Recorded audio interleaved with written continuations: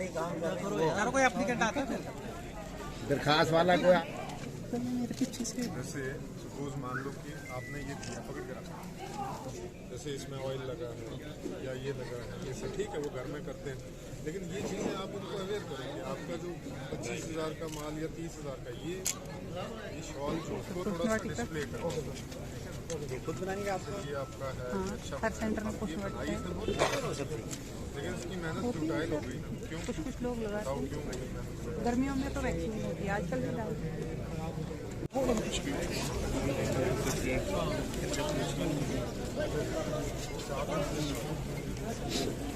ये बताओ इसमें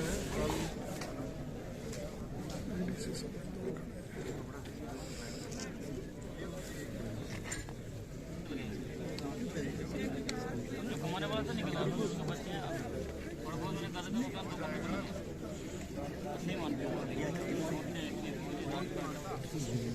18 साल के बाद बच्चे हालात में 25 साल के ये क्यों, ये बताओ कि ये इनका जो ये लैंड की एंट्री है या क्वालिटी में होगी।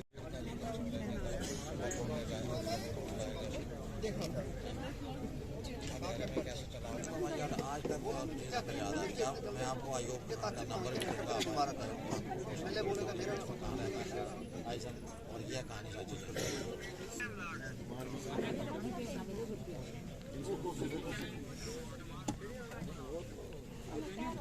मरे तो पता चाहिए। हमारे पास से निकला उसके बच्चे और बहुत नहीं कर रहे थे, वो काम नहीं मानते। बेनिफिट उसको मिल जाएगा 5,000 रुपए on the birth of baby. उसके बाद नई जो स्कीम लॉन्च की गई, मेंबर्स को कोई क्रोनिक डिजीज है, कोई ऐसी डिजीज है जो ठीक नहीं होने वाली, उसके लिए भी साल का 1 लाख तक मैक्सिमम अमाउंट।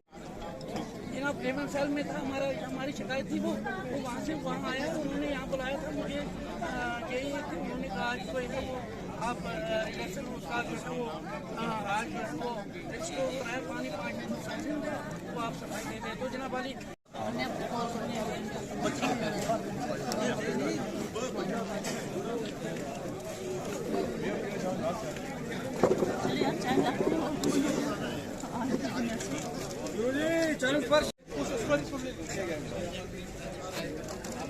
आज होगा इंशाल्लाह। मैडम जी, पंडित जी, आज होगा इंशाल्लाह, पक्का होगा।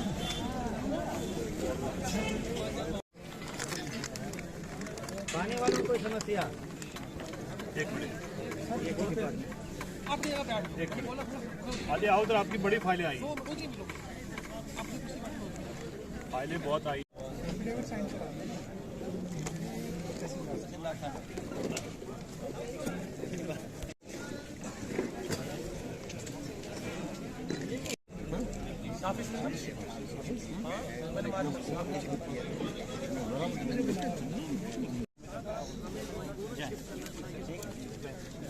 आपका क्या है?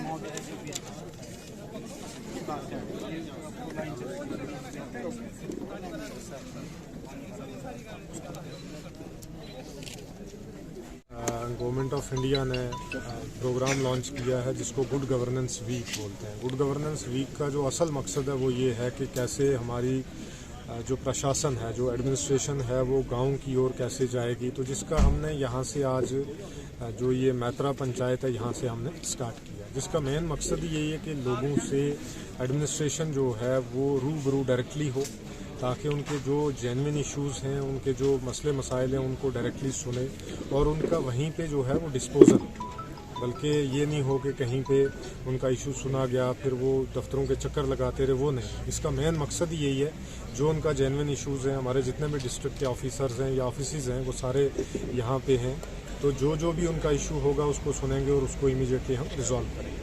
ये हमारा सारी पंचायत में जाएगा, जिसको हम पहले ब्लॉक लेवल पे जाएंगे, तहसील्स में जाएंगे, हर जगह पे ये सारा कवरेज इसी तरीके से होगा। दूसरा इसका जो मकसद है वो ये है कि लोगों को भी इस चीज़ का इल्म हो कि एडमिनिस्ट्रेशन जो है वो आपके पास आएगी, आप अपने मसले मसाइल को वहाँ पे उजागर करें, वहाँ पे जाहिर करें, ताकि उनका मसला जो है वो हल हो। ठीक है।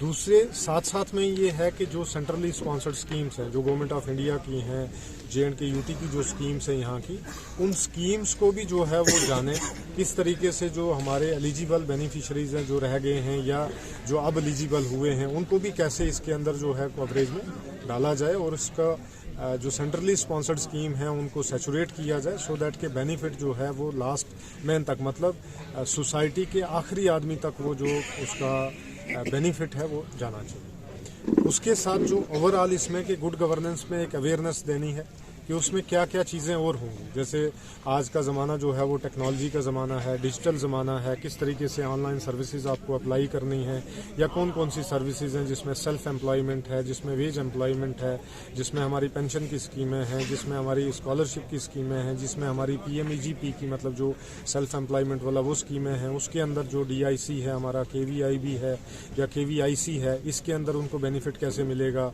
मुमकिन स्कीम के तहत उनको कैसे बेनिफिट मिलेगा, जो मिशन युवा हमारा चल रहा है उसके तहत कैसे उनको जो है वो लोगों को अवेयर भी किया जाए और उसके साथ साथ उनको किस तरीके से बेनिफिट दिया जाए। तो मेन अगर इस पूरे वीक, गुड गवर्नेंस वीक की हम जो है वो अगर एक ही वर्ड में या एक ही सेंटेंस में कहें कि कैसे आम आदमी के मसले मसाइल का हल उसके द्वार पे